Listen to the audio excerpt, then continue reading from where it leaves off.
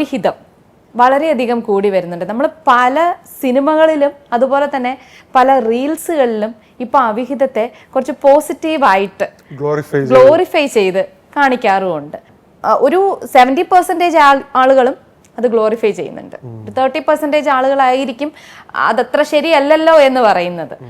എന്തുകൊണ്ടായിരിക്കും ഈ സമൂഹം ഇങ്ങനെ ചിന്തിച്ചു തുടങ്ങിയത്?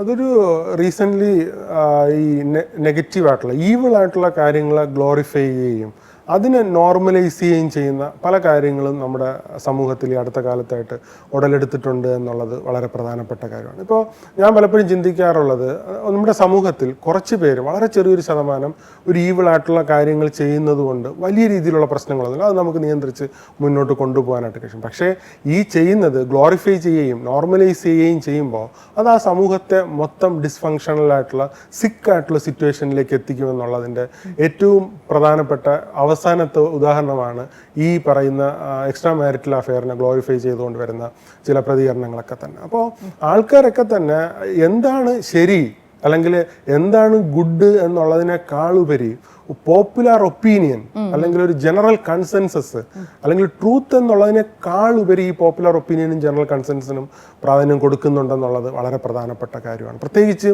സെലിബ്രിറ്റീസ് ആയിട്ടുള്ള ഇൻഫ്ലുവൻസിങ് ആയിട്ടുള്ള ആൾക്കാർ ഇങ്ങനെയുള്ള കാര്യങ്ങളിലേക്ക് ഇടപെടുമ്പോൾ ആൾക്കാർ അതിൻ്റെ ശരി തെറ്റുകൾ ചിന്തിക്കാതെ തന്നെ അതിനെ സപ്പോർട്ട് ചെയ്യുന്ന വളരെ തെറ്റായ പ്രവണത നമ്മുടെ സമൂഹത്തിൽ, ചിലപ്പോൾ അവരോടുള്ളൊരു ഇഷ്ടം കൊണ്ടായിരിക്കാം അവരത് അങ്ങനെ ചിന്തിക്കുന്നത്. അതെ അതെ, വാസ്തവം. അവർ ചിന്തിക്കുന്നില്ല. പലരും അവർക്ക് ചിന്തിക്കാനുള്ള ശേഷി ഉണ്ടെന്ന് പോലും അവർ തിരിച്ചറിയുന്നില്ല. അവരുടെ ഒരു ലീഡർ അല്ലെങ്കിൽ ഇൻഫ്ലുവൻസർ പറയുന്നത് കേട്ടുകൊണ്ട് അതാണ് ശരിയെന്ന് പറഞ്ഞുകൊണ്ട് മുന്നോട്ട് പോവാണ്.